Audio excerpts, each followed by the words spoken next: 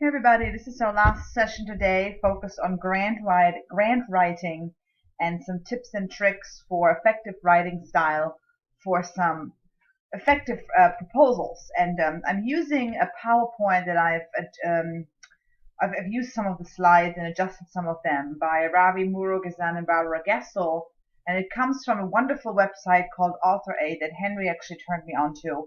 I did put a link in the resources folder on Moodle on the very bottom after all of our sessions with a link to their resources page. They have wonderful PowerPoints. They actually have, I think, at least 6 or 7 just on grant writing alone. So I'm just using one on effective writing style because I could record hours and hours with this stuff. So check it out.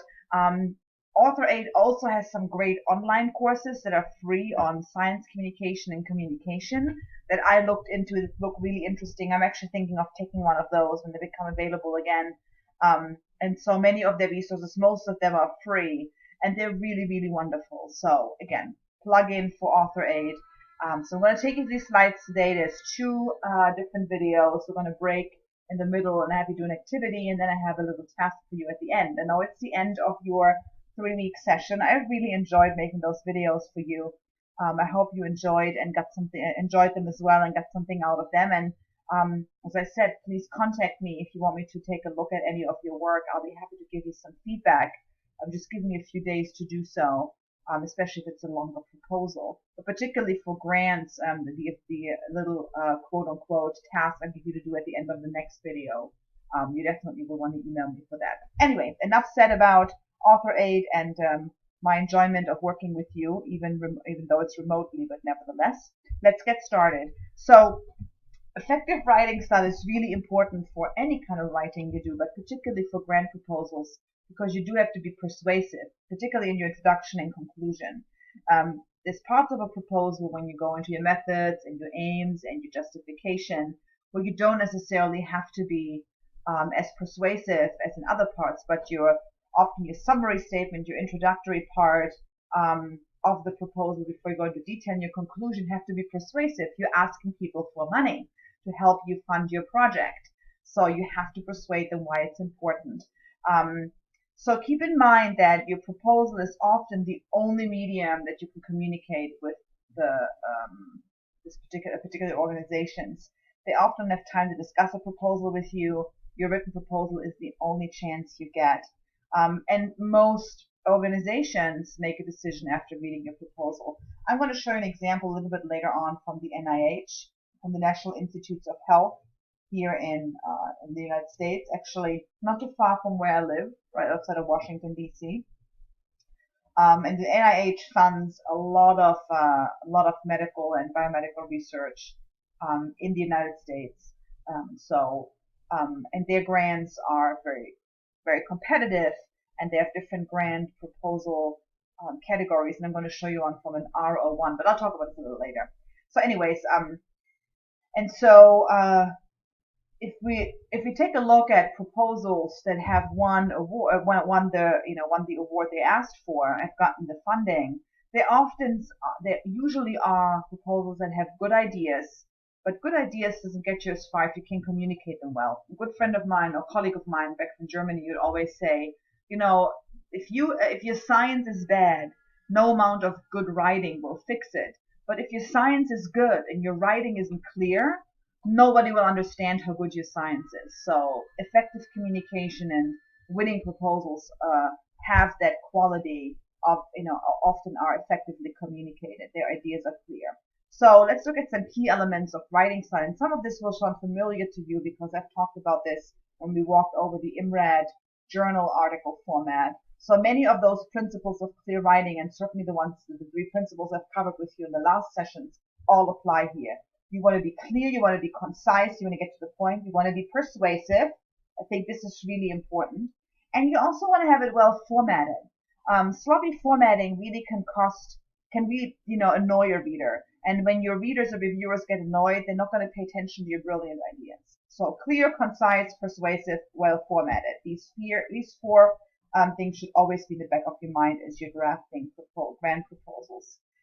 So writing clearly, what that means is that as you're writing your proposal, You want to assume that the grant reviewers who are your audience do not know the context or situation in which you are working.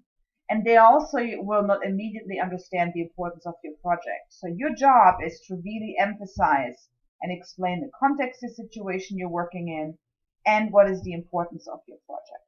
Okay? And another key element of when you're, writing clearly in your grant application, keep the grant reviewer in mind when you write. So imagine somebody who might not be exactly in your field, but who's interested, some slight background knowledge, possibly, ideally maybe none at all, and that's for whom you want to write. So here are some basic principles to maintain clarity. Before you go into great detail, provide a basic overview, right? When you use tables and figures, design them for easy understanding. So this might be a little different from when you design tables and figures for your articles. So here you really want to be clear and make it easy for your reader to understand, because you're not writing for that discipline-specific audience you often do when you're writing your articles. Any abbreviations and acronyms, please explain them. I can't tell you how many times I've seen really great great writing be hindered by this, because they assume everybody knows what the NIH means. Well, I don't know. It's the National Institute of Health. So I'm going to explain it to you first, right? NIH. You assume everybody knows it, but you never want to assume.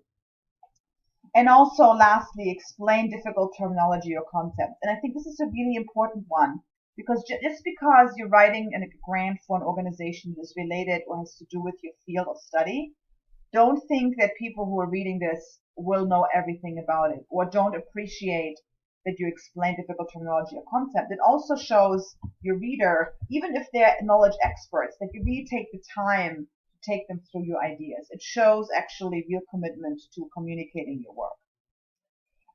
You also want to make sure when you're writing, if your writing is clear, one way to do that is to show your proposal to a colleague or a friend. And sometimes giving it to somebody who has no clue about this topic is not a bad idea. And you want to ask if they can see any unclear parts. Can they understand what results you're hoping to achieve? And can they articulate the importance of your project? If they're asking you, this is really interesting, but why is it important? Then you probably did not communicate why it is important. And that's usually, this is my job often.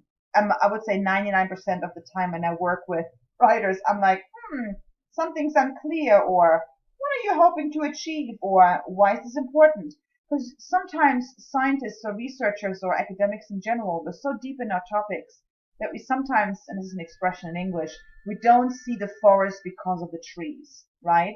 And I'm interested as your outside reader in the forest. If you spend all this time explaining every single tree to me without telling me it's part of the forest, how am I supposed to know it, right? So think about, you got to explain why is it important, what do you want to achieve, and so this is a way you can avoid some unclear parts. And outside a reviewer, somebody give you feedback is absolutely essential.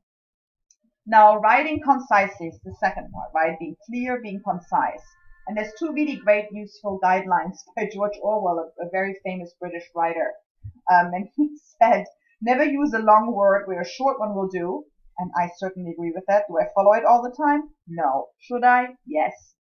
And he also says, if it is possible to cut a word out, always cut it out, right? And we sometimes think we have to add an adjective or fancy word to show that, oh, look how well, I write in this language, particularly for non-native speakers of English, which, I really relate to, because for a long time when I was an early grad student, felt I had to use these big words until I realized I actually don't. Being clear and to the point is much more effective. So again, if you have a long word, see if there's a short word. That one is usually better, is always better. And if you can cut a word out, cut it out. And we're going to end this session today with this little exercise. So the handout for this, I think, is handout number 14. So take a look at the handout. It's also the slide right here. And there are four different exercises that I'd like you to do. So I'm gonna stop the video in a moment. Take however long you need to figure out how to do this. So the first one is you have to find different words. You have to find a different word for this word. Delete whatever you need to be deleted from here. You have to condense some wordy phrases here, and then you have to use verbs, not nouns. And this should be familiar to you from our whole discussion on nominalization. Yay!